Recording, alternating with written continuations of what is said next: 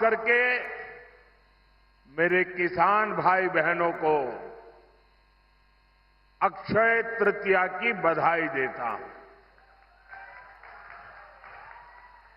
आज भगवान परशुराम की जयंती भी है। मैं सभी देशवासियों को इस शुभ दिन की भी शुभकामनाएं देता हूं। और अक्षय तृतीया हो और इतने सारे लोग आशीर्वाद देने के लिए आए हो।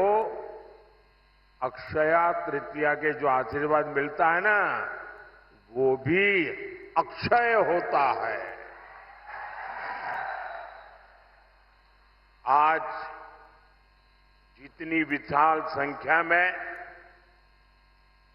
आपका ये आशीर्वाद ये पक्का कर रहे हैं, पुनः एकदा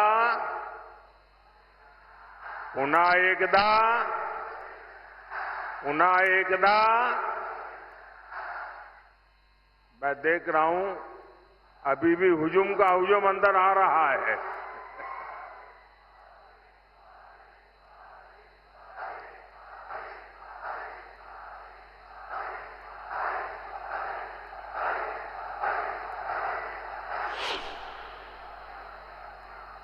साथियों,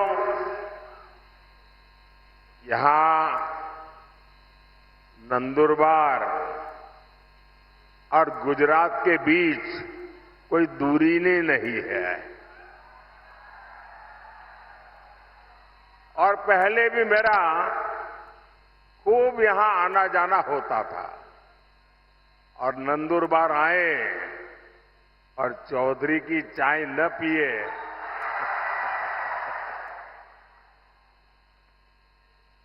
चौधरी की कड़क चाय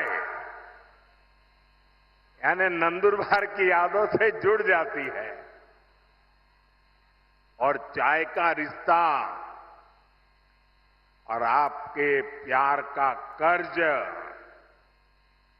मोदी कभी भी भूल नहीं सकता। साथियों, वंचितों आदिवासियों की सेवा मेरे लिए परिवार के सदस्य की सेवा जैसी है। मैं कांग्रेस के शाही परिवार की तरह बड़े घराने से नहीं निकला हूं। मैं तो गरीबी में ही बड़ा हुआ हूं। मुझे पता है यहां आपने कितनी तकलीफ उठाई है। हमारे आदिवासी भाई बहन यहां काफी ऊंचाई पर भी रहते हैं। पानी के लिए कैसे आपको उतरकर नीचे आना पड़ता था, तब पानी मिलता था, ये माताएं बहनों को सबको मालूम है। आपके जीवन में भी मुश्किलों का पहाड़ था। कितने ही आदिवासी परिवारों के पास पक्का घर नहीं था। आजादी के 60 साल बाद भी गांवों में बिजली नहीं पहुंची थी। और इसलिए मोदी ने संकल्प लिया था, हर गरीब को घर, हर आदिवासी को घर, हर आदिवासी के घर में पानी, हर परिवार को पानी की सुविधा। दूर सुदूर जंगलों में भी गांव क्यों न हो, हर गांव में बिजली। साथियों, हमने नंदुरबार के करीब 1.25 लाख, देखिए आजादी के 70 साल के बाद मैं कह रहा हूं, करीब 1.25 लाख गरीबों को हमने पीएम आवास पक्का घर दिया सिर्फ नंदुरबार में। और मेरा एक काम है, मैं करोगे आप लोग? मेरा एक काम करोगे? ये मेरा दिली काम है, करोगे? माताएं बहनें करेगी? ये जो पीछे लोग खड़े हैं वो करेंगे? हाथ ऊपर करके बताओ, करेंगे तो मैं बताऊं करेंगे। अच्छा, मेरा एक काम करना, इन दिनों आप चुनाव के लिए जब भी गांव में जाए, मोहल्ले में जाए, और अगर आपके ध्यान में आए कि भाई ये 2 परिवार है, उनको अभी गैस का कनेक्शन नहीं मिला है, ये 2 परिवार रह गए हैं, उनको नल से जल नहीं मिला है, अभी 4 परिवार रह गए हैं, वो तो अभी कच्ची झोपड़ी में रहते हैं, उनको पक्का घर नहीं मिला है, आप उनका नाम पता लिख लीजिए और मुझे भेज दीजिए।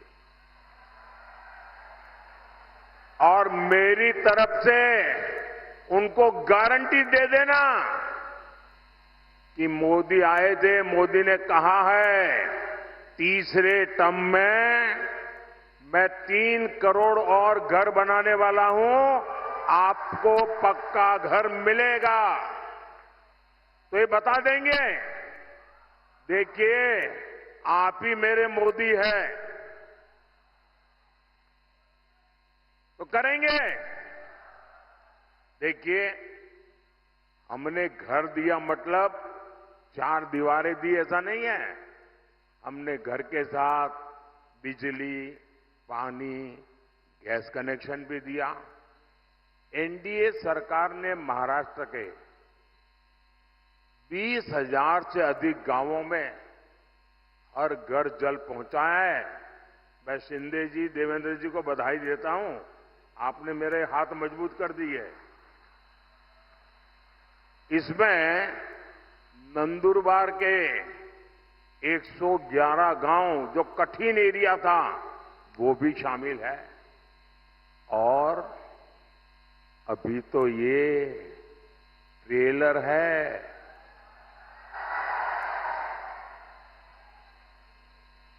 अभी तो मोदी को बहुत कुछ करना है और आपके लिए करना है। साथियों, एक तरफ भाजपा के ये प्रयास है और दूसरी तरफ एक कांग्रेस है। कांग्रेस ने आदिवासी भाई बहनों की कभी परवाह नहीं की। आदिवासी इलाकों में सिकल सेल एनीमिया एक बड़ा खतरा रहा है, लेकिन कांग्रेस ने इस बीमारी की तरफ उतना ध्यान ही नहीं दिया। ये बीजेपी है जिसने सिकल सेल एनीमिया को जड़ से खत्म करने के लिए अभियान चलाया है। और मेरी माताएं, बहनें, नौजवान, ये जो सिकल सेल एनीमिया के लिए मैं काम कर रहा हूं ना, वो चुनाव के लिए नहीं कर रहा हूं। आने वाली आपकी अनेकों पीढ़ियों के लिए मैं लगा हुआ हूं, ताकि उनको वो ऐसी बीमारी ना आए। कोई गरीब कुपोषण का शिकार ना हो, हमने इसकी भी चिंता की।